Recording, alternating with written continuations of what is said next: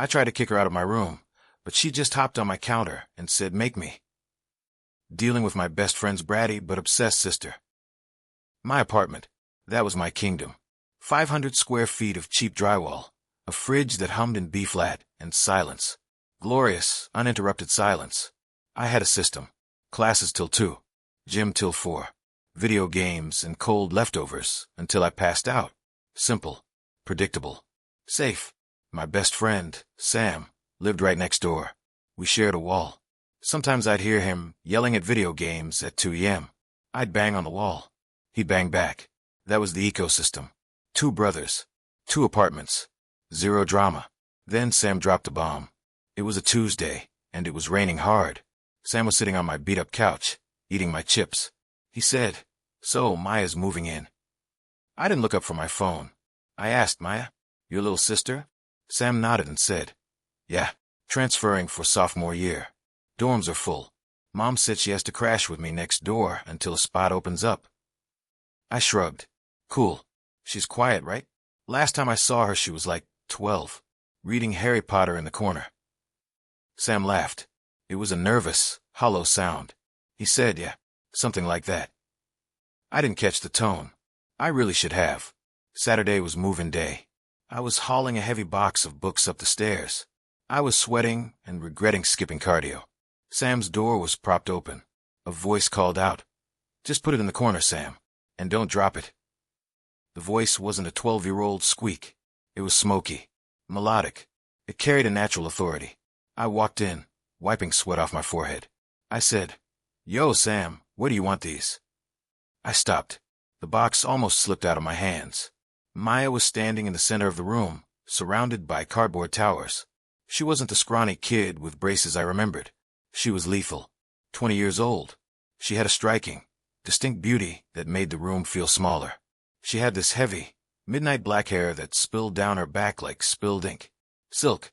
It looked like silk. Her skin was porcelain. Flawless.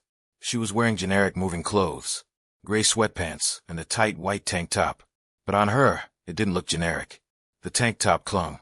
It showed the curve of her waist, the swell of her chest. She turned around, holding a stack of plates. Her eyes were dark almond shapes. Deep, expressive. For a second, they were wide and innocent. She beamed. A bright, sunny, little sister smile. She said, "Oh, hey, it's been forever. You got tall." She put the plates down and ran over. She hugged me. It was a friendly hug, theoretically, but she pressed against me. Softness against my sweaty t-shirt. I smelled vanilla and something floral. Jasmine. It hit me like a physical blow. I froze, arms hovering awkwardly. I stammered, yeah, hey Maya." Sam walked in from the bedroom. He said, "Okay, that's the last of the kitchen stuff." Maya pulled back. The smile was still plastered on her face, but her eyes were scanning my face. She looked at me and said, "Yeah, thanks, big brother." Then she winked at me. Just a split second. A quick drop of the eyelid. Sam didn't see it. I did. My stomach did a backflip. That wasn't a nice to see you wink. That was a I own you now wink. The dynamic shifted immediately. When Sam was in the room, Maya was the model student. She talked about her classes. She folded towels. She was wholesome. But the moment the door closed, the act dropped completely. 2 days later, I was gaming in my room. Headset on. World blocked out. I felt a tap on my shoulder. I jumped a foot in the air. Maya was standing there. She was wearing one of Sam's oversized t-shirts. And nothing else. Well, probably shorts underneath. Maybe. I couldn't tell. The shirt ended mid-thigh. Her legs were bare. Smooth. Creamy skin glowing in the light of my monitors. She announced, "I'm bored." I pulled my headset off and said, "Jesus, Maya. Knock. How did you get in?" She smirked. Sam gave me the emergency key. This is an emergency. She spun my chair around. She hopped up onto my desk, right next to my keyboard. She crossed her legs. The shirt rode up. Just an inch. Danger zone. I spun my chair back, staring strictly at her face. I asked, "Where's Sam?" She replied, "Class. Late lab." She leaned forward and picked up my headset. "Who are you talking to?" Guys online. Friends. She put the headset on. It was huge on her. She purred into the mic, "Hello? Is this thing on?" I heard the chatter from the headset explode. "Who is that? Is that a girl? Dude, you have a girl over?" She laughed. "He's busy right now. He's entertaining a guest." She took the headset off and dropped it on the desk. I grumbled, "You're annoying." She repeated, "I'm bored. Entertain me." "I'm not your clown." She whispered, "No. You're my toy." She reached out with her foot. Her toes brushed my knee. She traced a line of my jeans. Up my thigh. I slapped her foot away and said, "Stop." She narrowed her eyes. "Make me." "Maya, seriously. Sam is right next door." She leaned back on her hands, pushing her chest out. She said, "Sam isn't here. Sam thinks I'm a sweet little angel. He thinks I'm in my room studying econ." She giggled. "He doesn't know I'm sitting on his best friend's desk, trying to get a reaction." I said, "You're not getting a reaction." "Aren't I?" She looked down at my lap. I crossed my legs quickly. I said, "Get out." But there was no heat in it. She hopped off the desk. She landed close. She brushed past me on her way to the fridge. Her hip checked my shoulder. She grabbed a Coke and cracked it open. She took a sip, maintaining eye contact the whole time. Her lips wrapped around the can. She pulled away with a soft pop. She whispered, "See you tonight." She walked out. I stared at the closed door for 10 minutes. The tension wasn't just sexual. It was psychological. A week later, we were all watching a movie at Sam's place. I was on floor. Sam was in the chair. Maya was on the couch behind me. It was a horror movie. Every time there was a jump scare, I felt her hand brush my hair. Just a light touch, like she was petting a dog. Then, she let her hand rest on my shoulder. Her thumb started rubbing the spot where my neck met my shoulder. It was rhythmic, hypnotic. I stiffened. I didn't dare move. Sam was 5 feet away, eating popcorn, completely oblivious. Maya leaned down. She whispered right into my ear, "You're so tense. Do you need a massage?" I shivered. I whispered back, "Stop it." She chuckled darkly. "Or what? You'll tell on me." She dug her thumb in harder. It felt good. It felt dangerous. She whispered, "You like it when I touch you. You're just too scared to admit it." It became a routine, a torture routine. One evening, on a Tuesday, I was cooking pasta in my kitchen. The door opened. Maya walked in. She was wearing yoga pants, the kind that leave nothing to the imagination, and a crop top. She complained, "It's hot over there. Sam's AC is busted." She hopped onto the kitchen counter, right next to the stove. I asked, "What are you making?" "Food. For me." "Share." I said no. She swung her legs. Her heel clipped my hip. Oops. I ignored her. Kept stirring. She leaned in. She sniffed my neck. I froze. "What are you doing?" She mumbled, "You smell good. Better than Sam. He smells like gym socks and Doritos." I said, "Maya, get off the counter." No. She reached out and dipped a finger into the sauce. She put the finger in her mouth. Sucked it clean. The sound was wet. Deliberate. She decided. Needs garlic. I turned to face her. "Are you trying to drive me crazy?" She smiled. It wasn't a sweet smile. It was a challenge. "Is it working?" She lowered her voice. "You know, I had a dream about you last night." I shouldn't have asked. "Yeah, MHM. She leaned forward. Her face was inches from mine. She whispered, "We weren't cooking pasta." Her gaze dropped to my lips, then back to my eyes. We were doing something else entirely.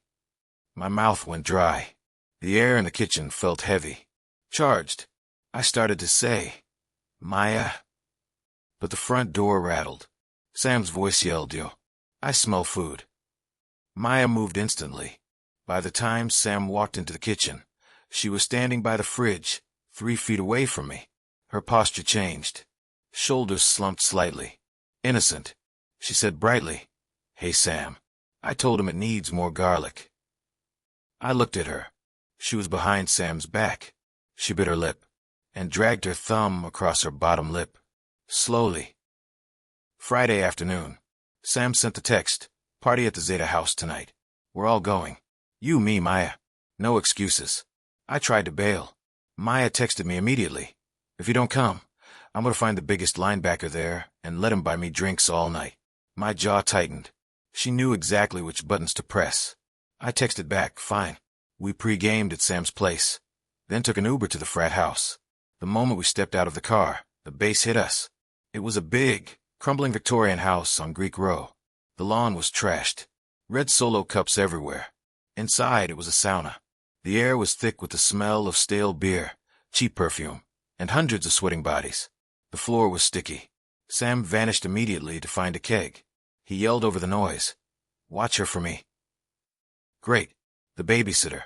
Maya didn't want a babysitter. She wanted an audience. She was wearing a black dress. If you could call it a dress.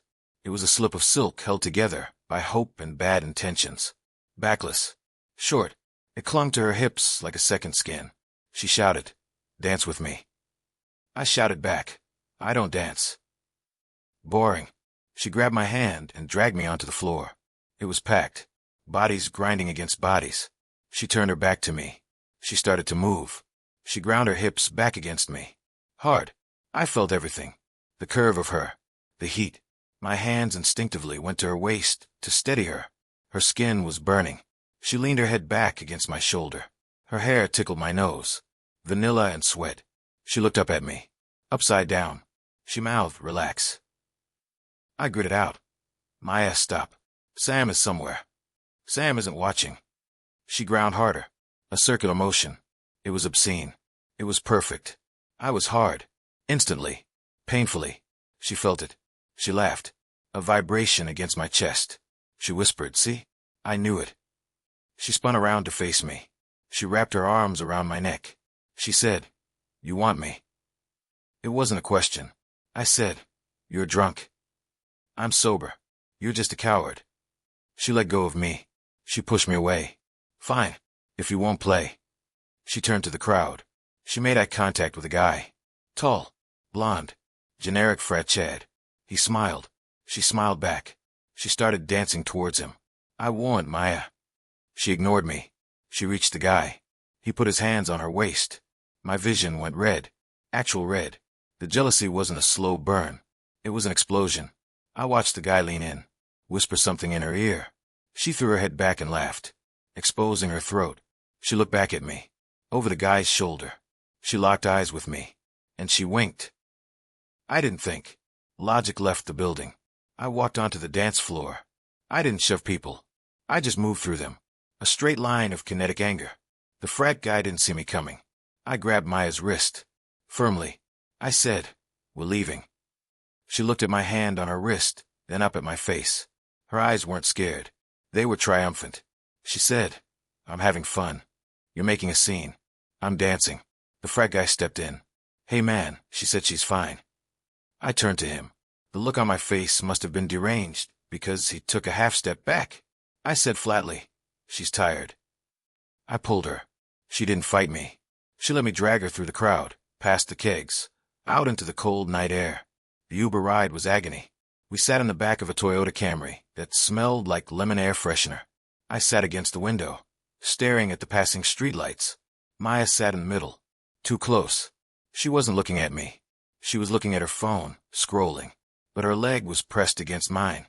Every time the car turned, her thigh dug into mine. She wasn't pulling away. She was leaning into the contact. She shifted. Her dress rode up. Skin against denim. I clenched my jaw so hard my teeth hurt. She knew exactly what she was doing. She reached into her purse and pulled out a hair tie. She gathered that heavy curtain of black silk and tied it up. The movement lifted her chest. I looked. I couldn't help it. She caught me in the rearview mirror reflection. She didn't smile. She just held my gaze. Dark. Intense. Expectant. We got to the building. 4th floor. The hallway felt narrower than usual. We stood between our 2 doors. She asked, "Where's Sam?" I said, "Passed out at the house. He's crashing on a couch." So we're alone. Good night, Maya. I unlocked my door. I needed to get inside. I needed a barrier. She said to my back, "You're running away again." I paused. My hand was on the doorknob. I turned back to her. We were inches apart.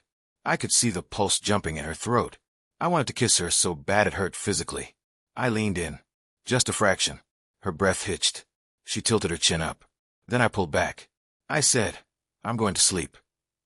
I stepped inside. She whispered, "Coward." I slammed the door. I locked it. I leaned my forehead against the cool wood. My heart was hammering against my ribs like a trapped bird. Saturday morning. Sunlight hit me like a physical assault. I was standing in the kitchen in my sweatpants, staring at the coffee maker, when I heard the key in the lock. My lock. The door swung open. Maya. She wasn't wearing the dress. She was wearing one of Sam's old hoodies, my old hoodie, actually, that Sam stole years ago, and tiny shorts. Her hair was messy. Bedhead. She looked soft. Sleepy. Until you looked at her eyes. They were hard. She slammed the door behind her. She said, I grumbled, "Good morning to you, too. You ruined my night." She marched into the kitchen.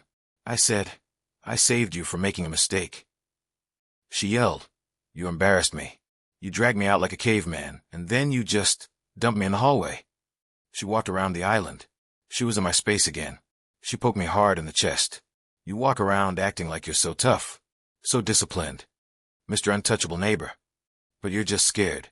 You're scared that if you actually admit you want me, you'll lose control." I lied. "I don't want you." It was a weak lie, thin as paper. She challenged, "Prove it." She hopped onto the counter. Again. But this time, she didn't swing her legs. She wrapped her legs around my waist. I froze. The contact was electric. She whispered, "Prove it." She leaned back, bracing her hands on the marble. The hoodie slipped.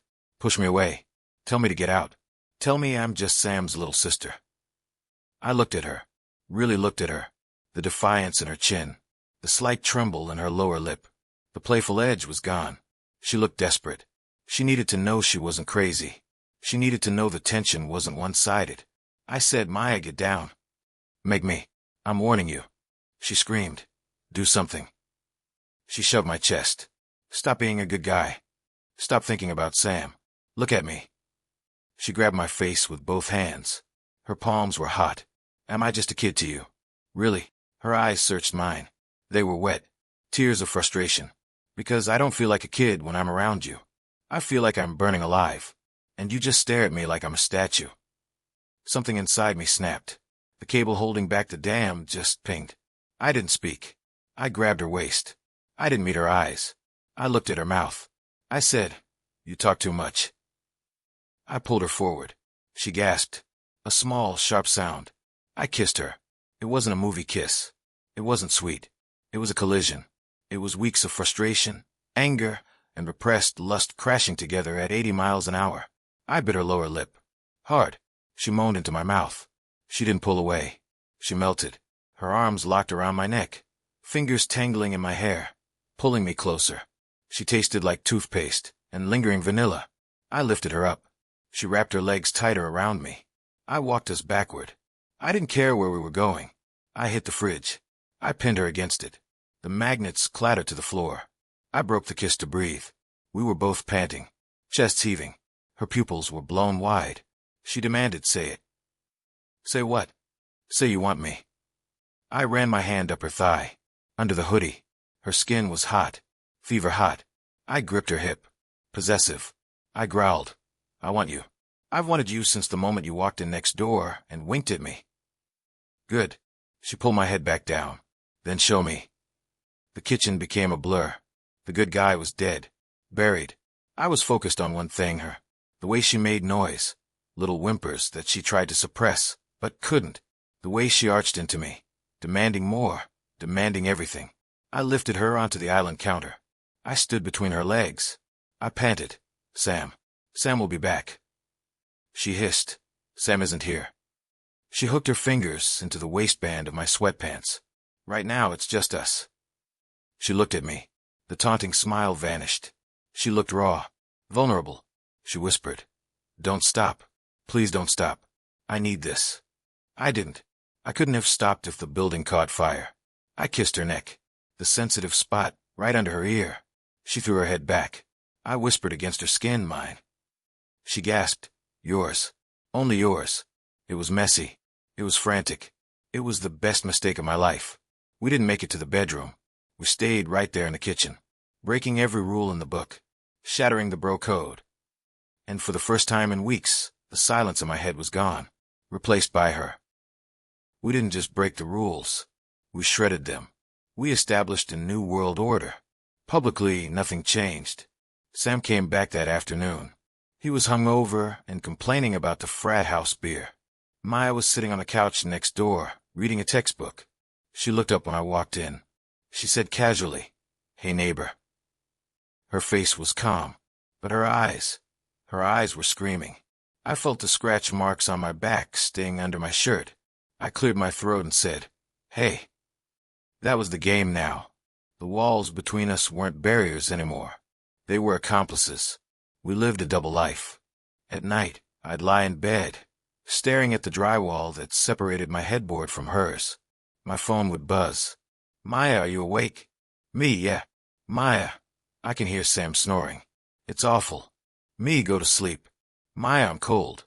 "My bed is empty." I'd groan. 10 minutes later, I'd hear the softest creak of my front door. She had her own key now. She would slip into my room like a ghost. No words, just the rustle of sheets and the warmth of her body pressing against mine. We'd fall asleep tangled together. And at 5 a.m., she'd slip back out before Sam's alarm went off. It wasn't just about the sneaking around. It was the little things.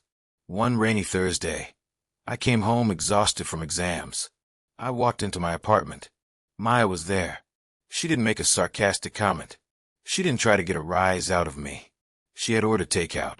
Thai food. My favorite. She was wearing my hoodie and fuzzy socks. She looked up and said, "You look like hell." I dropped my bag. "Thanks." She patted the spot next to her on the couch. "Come here. Eat." I sat down. I ate. She didn't try to seduce me. She just rested her head on my shoulder while we watched TV. I ran my fingers through her hair. It was peaceful. It was domestic. She whispered, "I like this." The food. No. Us. Just being. I kissed the top of her head. Me too. It was terrifying how natural it felt. She wasn't just the hot girl next door anymore. She was my piece. But she hadn't lost her spark. Not even close. A few days later, I was trying to study at my desk. Maya slid under the desk. I froze. "Maya, what are you doing?" "I dropped my pen," she said, voice dripping with mock innocence. She stayed down there. She started tracing patterns on my calf with her finger. Then higher. I tried to focus on organic chemistry. It was impossible. I looked down. She was looking up at me, grinning. She whispered, "Ignore me. Keep studying." She kissed the inside of my knee. I slammed the textbook shut. I dragged her out from under the desk and pulled her into my lap. She laughed, breathless. "I thought you had to study." I said, "I'm taking a break." We made out for an hour. I failed the quiz the next day. Totally worth it. There were moments of real vulnerability, too. One night, lying in the dark in my bed, the city lights filtered through the blinds, painting stripes on her skin. She traced the line of my jaw. She asked quietly, "Are we bad people?" I held her tighter. "No, we're just complicated." "I hate lying to my brother," she admitted. "He trusts us." I kissed her forehead. "We'll tell him," I promised. "Eventually. We just need to let him know slowly." She looked at me. Her eyes were serious. "I can't stop. With you." "I don't want you to stop," I said. "I was so scared," she whispered. "When I first moved in, I thought you'd never see me as anything but the sister. I thought I'd have to watch you bring other girls home." I brushed a strand of hair from her face. I said, "There are no other girls, Maya. Since you walked in with those boxes, there hasn't been anyone else." She smiled. A real soft smile. "Good," she whispered. She kissed my chest. "Because if there were, I'd have to kill you." I laughed. "Noted. But you can only play with fire for so long before the house burns down." It happened on a Sunday. It was inevitable. We got careless. Sam was supposed to be at a football tailgate all day. Gone until evening. So we relaxed. Maya was in my apartment. We were making breakfast. Well, I was making pancakes. She was wearing my t-shirt and sitting on the counter, distractedly feeding me blueberries. The music was loud. We were laughing. She had just leaned in to kiss me. A slow, lazy, Sunday morning kiss, when the lock clicked. Not the neighbor's lock. My lock. The door swung open. Sam's voice boomed, "Yo." I used the spare key. I think I left my charger. Silence. Absolute dead silence. Sam stood in the doorway. He looked at me, holding a spatula. He looked at Maya, sitting on my counter, wearing my shirt, legs bare. He looked at the hickey on her neck that she hadn't bothered to cover up. The gears in his head turned slowly. Shock. Confusion. Then realization. His face went red. He dropped his keys. He yelled, "Are you kidding me?" Maya jumped off the counter. "Sam, wait." Sam pointed a shaking finger at me. You're my best friend. That's my sister." I put the spatula down. My heart was racing, but strangely, I wasn't scared anymore. The secret was out. The weight was gone. I stepped in front of Maya. I said, "Sam, listen." "No, I'm not listening." How long has this been going on?" Maya stepped out from behind me. She said softly, "Since the party." Sam looked like he was going to be sick. "The party? That was 2 months ago. You guys have been right under my nose." He looked at me. "You lied to me. Every day." "I didn't want to lie," I said, "but I knew you'd freak out." "I am freaking out." He paced around the living room, hands on his head. "This is a violation of the bro code. Subsection A. No sisters." I took a deep breath. I looked at Maya. She looked worried, scared that this would ruin everything, scared that I would back down to save the friendship. I reached out and took her hand. Right in front of him, I interlaced our fingers. Sam stopped pacing. He stared at our hands. I said, "I know it's messed up, Sam. I know I broke the code." I squeezed her hand. She squeezed back. I looked him in the eye. "But I'm not just messing around. I care about her. A lot." Maya looked up at me, surprised. I hadn't said the next part out loud yet. Not even to her. I continued, "I love her, man." Maya's breath hitched. She squeezed my hand hard. The silence stretched again. Sam looked at me. Then he looked at Maya. He saw the way she was looking at me, like I was the only person in the universe. Sam sighed. A long, defeated exhale. He slumped against the wall. He said, "You love her?" "Yeah, I do." Sam rubbed his face. "And you?" He looked at Maya. "You love this idiot? He leaves his socks on the floor." Maya laughed. A watery, relieved sound. She said, "Yeah, I love the idiot." Sam groaned. "I hate this. I hate everything about this." He walked over to the fridge and grabbed a beer. It was 11 a.m. He cracked it open. He pointed at us. "If you hurt her," he said to me, "I will end you. Bro code is suspended. I will actually end you." "Understood," I said. "And you," he said to Maya. "If you break his heart, I'm not going to do anything, but I'll be really mad." Maya grinned. "Deal." Sam took a sip of beer. He looked at the pancakes. "Are those blueberry?" "Yeah," I said. "Fine." He walked over and sat on the couch. "Make me some. And then never, ever tell me what you guys do when the door is closed." I looked at Maya. She winked. I smiled. The trap had snapped shut. And honestly, I didn't want to escape.